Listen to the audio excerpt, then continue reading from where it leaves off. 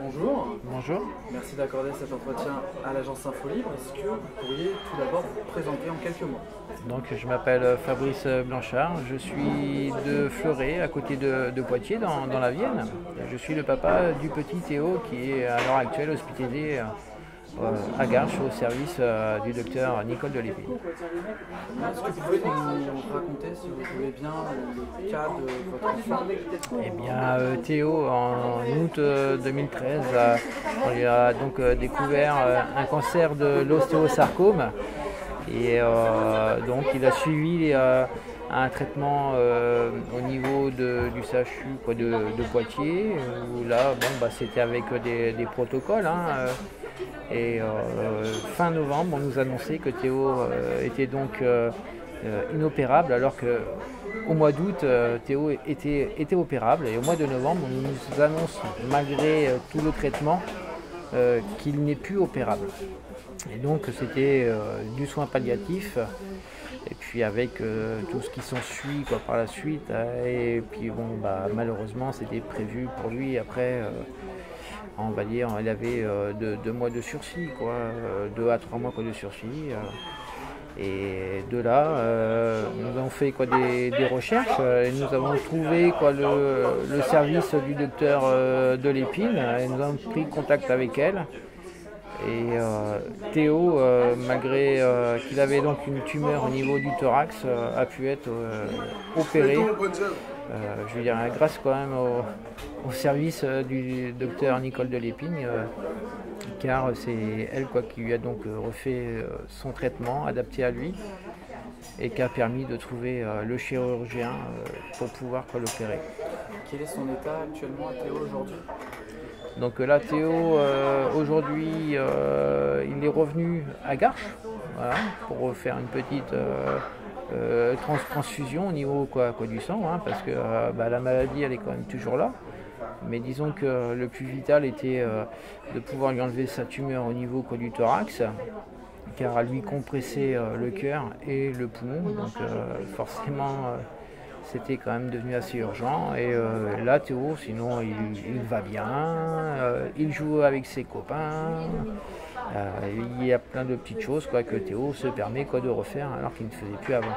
Ça veut dire que vous avez eu des résultats, et à ce titre, quelles sont les différences qu'il existe entre le service du docteur de Lépine et les autres services que vous avez pu voir dans les autres hôpitaux?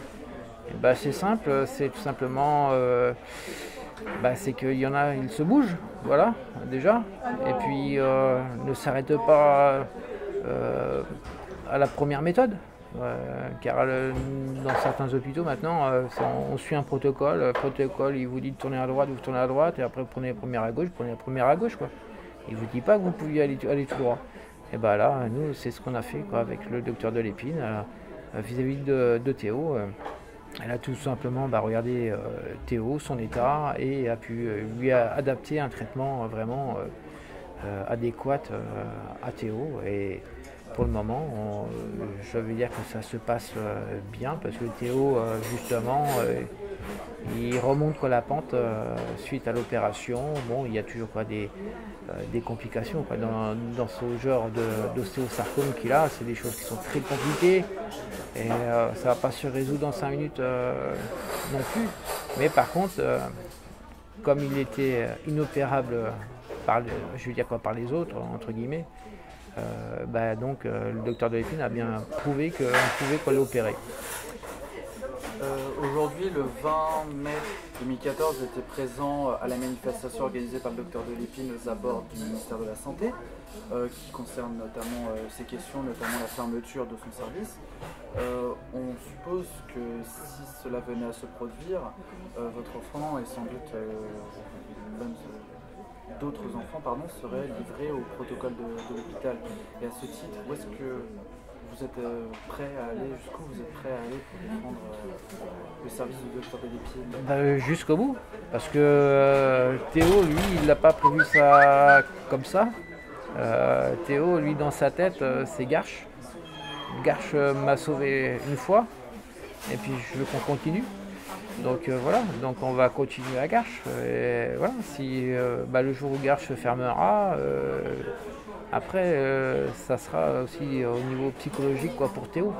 Voilà. Car lui, pour lui, si ça ferme, il arrête. Donc psychologiquement, voilà. Donc on est prêt à tout. Il n'y a pas possibilité de retrouver un autre service comparable à celui du docteur Delépine selon vous? À l'heure actuelle, non. Parce que s'il est le seul et unique en France, c'est qu'il y a des raisons. Est-ce qu'il y a beaucoup de soutien autour du docteur Delépine, notamment les parents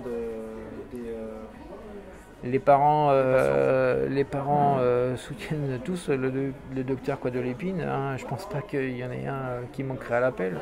Et même d'ailleurs, je pourrais même dire que les anciens patients du docteur Delépine sont présents. Ils sont là derrière elle, à la soutenir, car il y a des personnes qui ont été soignées il y a 5 ans, il y a 10 ans, elles sont là, il y a 15 ans, elles sont là, et d'autres, il y a plus de 20 ans, qui sont toujours là, et d'ailleurs, qui même maintenant travaillent avec le docteur Delépine. Donc voilà, 20 ans après, 25 ans après, voilà, c'est beau. Le mot de la fin peut-être? Et ben voilà, pour le mot de la fin, à savoir qu'il y a une pétition qui est donc sur change.org. Elle s'intitule Non à la fermeture d'un service qui sauve nos enfants. Hein. Alors surtout, n'oubliez pas de cliquer dessus, c'est important quoi, pour eux surtout. Voilà. Merci beaucoup. Merci.